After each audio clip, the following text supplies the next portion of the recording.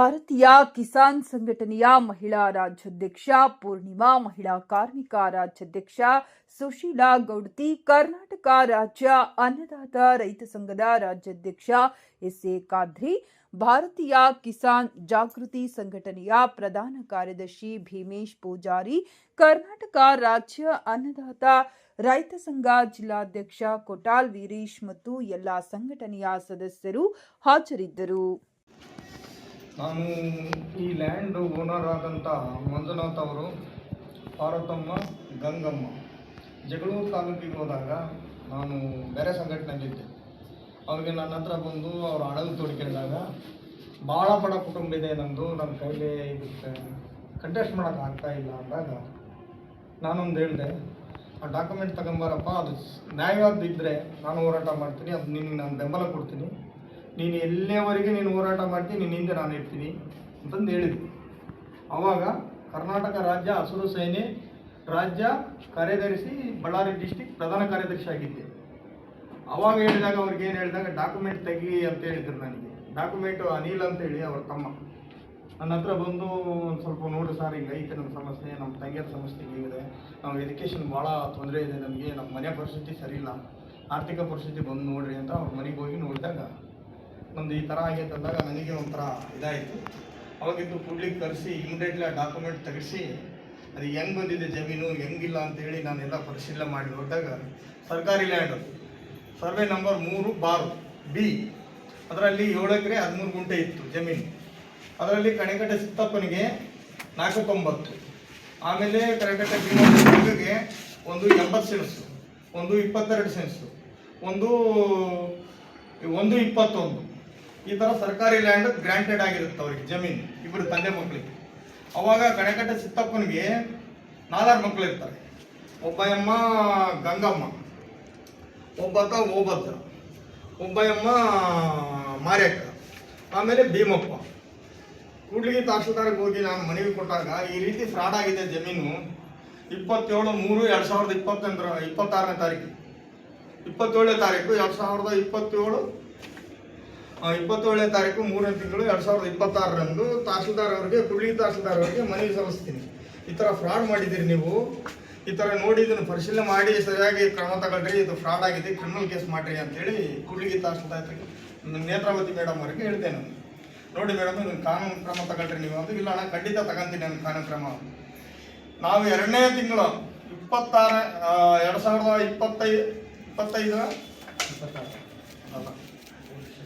25ನೇ ತಾರೀಕು 12ನೇ ತಿಂಗಳು 2025ರಿಂದ ನಾವು ಹೋರಾಟ ಮಾಡ್ತಾ ಇದ್ದೀವಿ.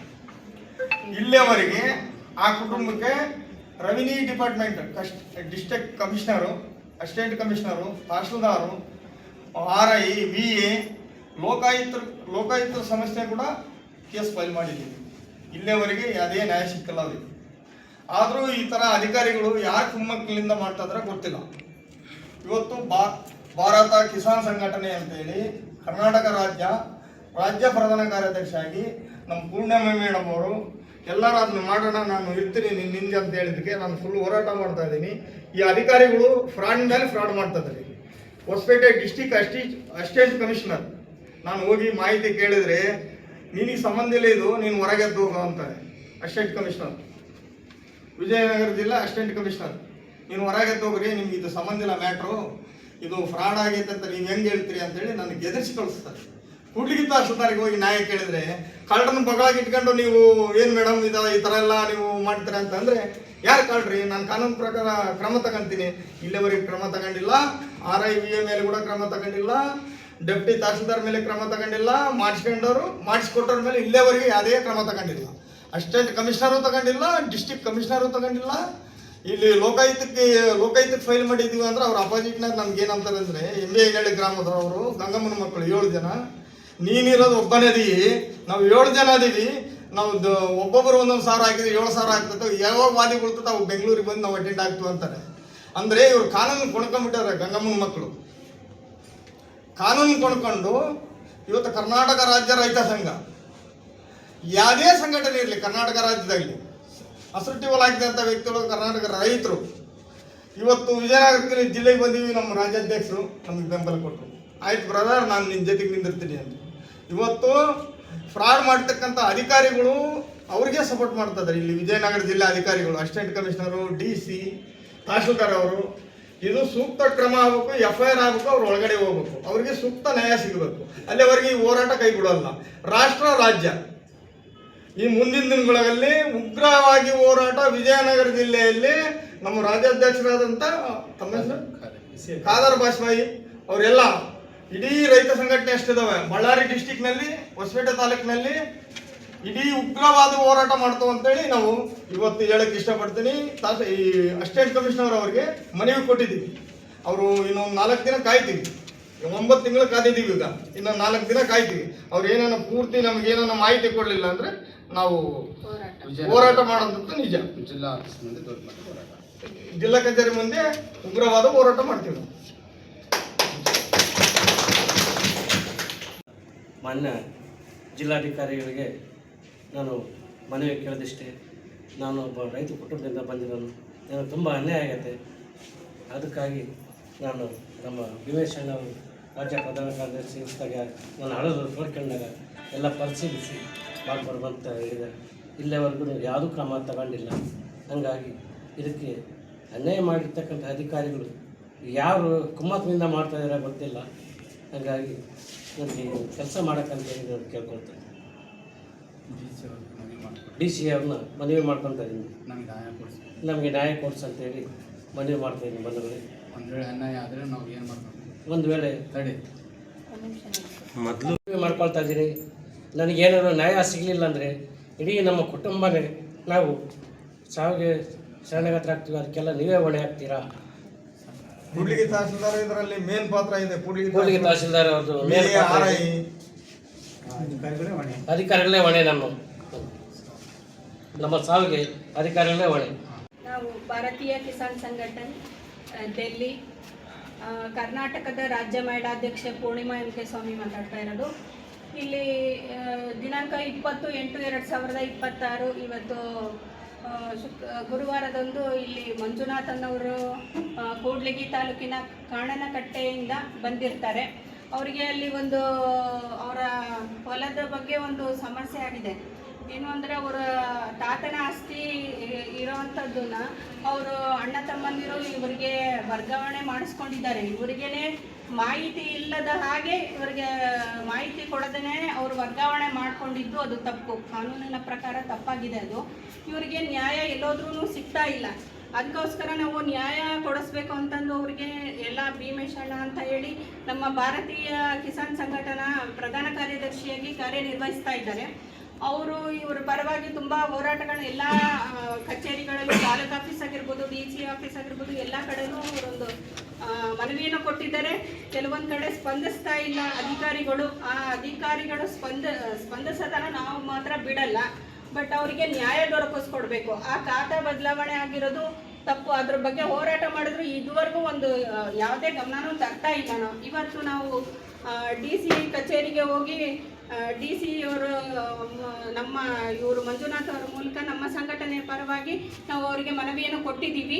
ಇದು ಎಷ್ಟು ಮಟ್ಟಿಗೆ ಬೇಗ ನಮ್ಮ ರೈತರಿಗೆ ನ್ಯಾಯ ದೊರಕಿಸ್ಕೊಡ್ತಾರೆ ಅನ್ನೋದು ಒಂದು ನಾವು ನೋಡೋಣ.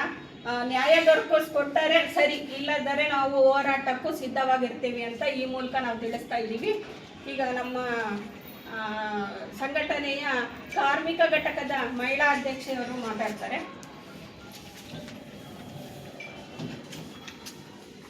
ಎಲ್ರಿಗೂ ನಮಸ್ಕಾರ. ಎಲ್ಲ ಮಾಧ್ಯಮ ವರ್ಗದವರಿಗೆ ನಮ್ಮ ಭಾರತೀಯ ಕಿಸಾನ್ ಸಂಘಟನೆ ಕರ್ನಾಟಕ ರಾಜ್ಯ ರೈತಪರ ಸಂಘಟನೆಯ ಕಾರ್ಮಿಕ ಘಟಕದ ಮಹಿಳಾ ರಾಜ್ಯಾಧ್ಯಕ್ಷರಾಗಿ ನಾನು ಕೆಲಸ ಮಾಡ್ತಾ ಇದ್ದೀನಿ. ನಾವು ಇವತ್ತು ಒಂದು DC ಆಫೀಸ್ಗೆ ಹೋಗಿದ್ದಂಥ ಉದ್ದೇಶ ಇವತ್ತು ಕಾರಣಕಟ್ಟೆ ಮಂಜುನಾಥ್ ಅಂತನವರ ಒಂದು ಜಮೀನಿನ ಬಗ್ಗೆ. ಯಾಕೆಂತೇಳಿ ಅವರಿದ್ದು ಇವತ್ತು ಜೀವನೋಪಾಯಕ್ಕಾಗೂ ಸಹ ಅವರು ಏನೂ ಇಲ್ಲ. ಜಮೀನಿನ ಬಗ್ಗೆ ಬೇರೆ ರೀತಿಯಲ್ಲಿ ಕೆಲಸ ನಡೀತಾ ಇದೆ. ಅವ್ಯವಹಾರ ನಡೀತಾ ಇರೋದ್ರಿಂದ ಇವತ್ತು ನಮ್ಮ ಭೀಮೇಶ್ ಅವರು ನಮ್ಮ ರಾಜ್ಯ ಸಂಘಟನಾ ಕಾರ್ಯದರ್ಶಿಯಾಗಿ ಮತ್ತು ಆ ಕುಟುಂಬದ ಪರವಾಗಿ ಇವತ್ತು ನಿಂತಿದ್ದಾರೆ.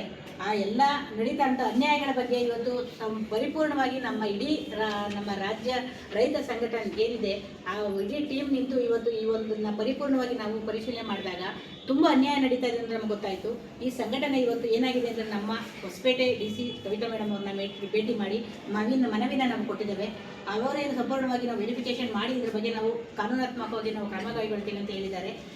ಈ ಮೂಲಕ ನಾವು, ಏಕೆಂದರೆ ಭೀಮೇಶ್ ಅವರು ಇವತ್ತು ಅವ್ರ ಬೆನ್ನಿಂದೆ ನಿಂತು, ಏಕೆಂದರೆ ಅವ್ರಿಗೆ ಯಾರೂ ಇಲ್ಲ ಕುಟುಂಬದಲ್ಲಿ, ಅನ್ಯಾಯ ಆಗ್ತಾ ಇರೋದನ್ನ ಕಂಡು ಎಲ್ಲ ಕಡೆ ಇವರು ಏನು ಅನ್ಯಾಯ ನಡೀತಾ ಇದೆ, ಇವತ್ತು ಜಮೀನು ಬಗ್ಗೆ ಪ್ರತಿಯೊಬ್ಬ ಅಧಿಕಾರಿಗಳಿಗೂ ಮನವಿನ ಕೊಟ್ಟು ಯಾವ ಅಧಿಕಾರಿಗಳು ಅದನ್ನು ಪರಿಪೂರ್ಣವಾಗಿ ಯಾವ ಕೆಲಸಗಳನ್ನು ಮಾಡಿಕೊಟ್ಟಿಲ್ಲ. ಇವತ್ತು ರೈತಪರ ಸಂಘಟನೆಗಳು ನಿಂತಿದೆ ಅಂತ ಹೇಳಿದ್ರೆ, ಅನ್ಯಾಯಕ್ಕೆ ಒಳಗಾದಂಥ ಜನಕ್ಕೆ ಕರೆಕ್ಟಾಗಿ ಅವರು ನ್ಯಾಯನ ಕೊಡಿಸಿದ್ರೆ ಇವತ್ತು ಈ ಒಂದು ಸಮೂಹ ಬರಬೇಕು ಅಂತ ಅವಶ್ಯಕತೆ ಇರಲಿಲ್ಲ. ದಯವಿಟ್ಟು ನಾವು ಡಿಸ್ಟ್ರಿಕ್ಟ್ ಕಮಿಷನರ್ಗೆ ನಾವು ಮನವಿ ಕೊಟ್ಟಿದ್ದೇವೆ. ಅವರು ಇವತ್ತು ಅದನ್ನು ಸಂಪೂರ್ಣವಾಗಿ ನಾವು ಮಾಹಿತಿನ ತಿಳಿದು ನಂತರ ನಾವು ಅದಕ್ಕೆ ಏನು ನಾವು ವ್ಯವಸ್ಥಿತವಾದಂಥ ಸಮಸ್ಯೆನ ಬಗೆಹರಿಸ್ಕೊಡ್ತೀವಿ ಅಂತ ಒಂದು ಮಾತು ಕೊಟ್ಟಿದ್ದಾರೆ. ನೋಡೋಣ, ಅಕಸ್ಮಾತ್ ಅಲ್ಲೇನಾದ್ರು ನಡೀಲಿಲ್ಲ ಅಂದರೆ ಮುಂದಿನ ದಿನಗಳಲ್ಲಿ ಇಡೀ ನಮ್ಮ ರಾಜ್ಯ ರೈತ ಸಂಘಟನೆ ಏನಿದೆ, ಕಿಸಾನ್ ಸಂಘಟನೆ, ಇವತ್ತು ಪ್ರತಿಯೊಬ್ಬರು ಸಹ ಇವತ್ತು ಹೋರಾಟಕ್ಕೆ ನಾವು ಇಳಿತೀವಿ. ಯಾಕೆಂದರೆ ಸಮಗ್ರ ಮಾಹಿತಿ ನಮಗೆ ತಲುಪಲೇಬೇಕು, ರಿಸಲ್ಟ್ ಬೇಕು. ನಮಗೆ ಕಾನೂನಲ್ಲಿ ಏನು ಅನ್ಯಾಯ ನಡೀತಾ ಇದೆ ನಮ್ಮ ಜನಗಳಿಗೆ, ಅಲ್ಲಿ ನಮಗೆ ಕರೆಕ್ಟಾಗಿ ನಮ್ಗೆ ನ್ಯಾಯ ಸಿಕ್ಕಲಿಲ್ಲ ಅಂತ ಹೇಳಿದಾಗ ಇಡೀ ರೈತ ಸಮೂಹ ಇವತ್ತು ಹೋರಾಟಕ್ಕೆ ನಾವು ಇಳಿಲಿಕ್ಕೆ ರೆಡಿ ಇದ್ದೀವಿ. ಏನೇ ಸಮಸ್ಯೆ ಬಂದರೂ ಸರಿ ಅಲ್ಲಿ ನಿರ್ಧಾರಗಳನ್ನ ನಾವು ತಗೊಳ್ಳೋದಕ್ಕೆ ನಾವು ರೆಡಿಯಾಗಿದ್ದೀವಿ ಅಂತ ಹೇಳಿಕ್ಕೆ ಈ ಮುಖಾಂತರ ನಿಮಗೆ ನಾನು ಹೇಳ್ತಾ ಇದ್ದೇನೆ. ದಯವಿಟ್ಟು ರೈತರಿಗೆ ಒಳ್ಳೆಯದಾಗಬೇಕು. ಯಾಕೆ ಅಂತ ಹೇಳಿದ್ರೆ ಇವತ್ತು ದೇಶದ ಬೆನ್ನೆಲುಬು ರೈತ. ಯಾಕೆಂತ ಹೇಳಿದ್ರೆ ಇವತ್ತು ನಾವು ಅನ್ನ ಹಾಕಲಿಲ್ಲ ಅಂತ ಅವನೇನಾದ್ರು ಒಂದು ದಿವಸ ಕೂತ ಅಂತ ಹೇಳಿದ್ರೆ ಇಡೀ ದೇಶ ಅಲ್ಲ, ಪ್ರತಿಯೊಬ್ಬರು ಉಪವಾಸ ಇರಬೇಕಾಗತ್ತೆ. ಇನ್ನು ಅನ್ನ ಸತ್ಯ ಪ್ರತಿಯೊಬ್ಬ ಅಧಿಕಾರಿಗಳಿಗೆ ಅದು ತಲುಪಬೇಕು. ದಯವಿಟ್ಟು ಇದಕ್ಕೆ ಸಂಬಂಧಪಟ್ಟಂತ ಅಧಿಕಾರಿಗಳಿಗೆ ನಾವು ಮನವಿ ಮಾಡ್ಕೊತಾ ಇದ್ದೀವಿ. ಈ ವಾಹಿನಿಯ ಮುಖಾಂತರ, ಮೀಡಿಯಾ ಮುಖಾಂತರ ದಯವಿಟ್ಟು ಮಾಧ್ಯಮ ವರ್ಗದವರು ದಯವಿಟ್ಟು ಗಮನ ಕೊಡಿ. ಇಂಥ ಸಮಸ್ಯೆಗಳಿಗೆ ಪರಿಪೂರ್ಣವಾದಂಥ ಮಾಹಿತಿನ ಕೊಟ್ಟು ಈ ಸಮಸ್ಯೆನ ಬಗೆಹರಿಸ್ಕೊಡಿ ಅಂತ ಹೇಳಿ ಮುಖಾಂತರ ನಾನು ರಿಕ್ವೆಸ್ಟ್ ಮಾಡ್ತೀನಿ. ದಯವಿಟ್ಟು ಈ ಮುಂಚೆ AC ಅವರ ಗಮನಕ್ಕೂ ಬಂದಿದೆ. AC ಅವರಿಂದ ಇಲ್ಲಿ ಅನ್ಯಾಯ ಆಗಿರೋದಂತೂ ನಿಜ. ಇದು ಅನ್ಯಾಯ ಆಗಿದೆ AC ಅವರಿಂದ. ಅದನ್ನು ಯಾವ ರೀತಿ ಕ್ರಮ ಕೈಗೊಳ್ತಾರೆ ಅನ್ನೋದು ನಮಗೆ ಮುಖ್ಯ ಉದ್ದೇಶ ಆಗಿದೆ. ನಮಗದು DC ಅವ್ರ ಮುಖಾಂತರ ಇವತ್ತು ಮನವಿ ಕೊಟ್ಟಿರೋದು, ಅದು ಯಾವಾಗ ನಮಗೆ ತಿಳಿಸ್ತಾರೆ ಅನ್ನೋದು ನಮಗೆ ಬೇಕಾಗಿದೆ. ಇವಾಗ ರಾಜ್ಯ ರೈತ ಸಂಘದ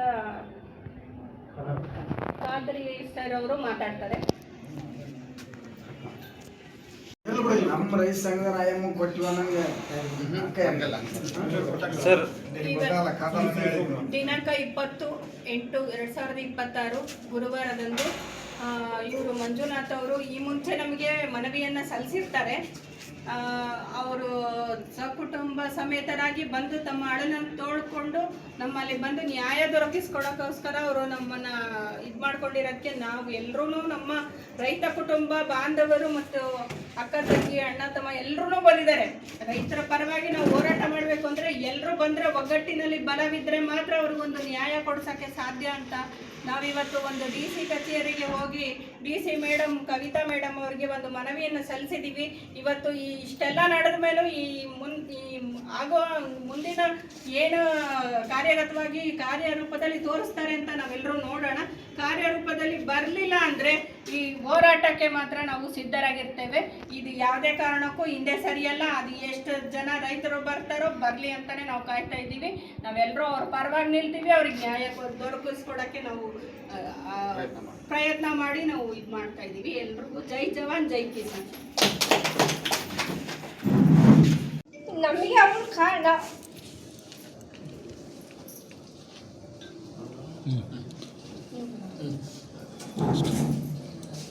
ಅಲ್ಲ, ಅನ್ಯಾಯವಾದ್ರೆ ನಮಗಿರೋ ನಮ್ಮೊಬ್ಬನೇ ತಮ್ಮ, ನಾವಿಬ್ರು ಅಕ್ಕ ತಂಗಿಯರು ಸಮ.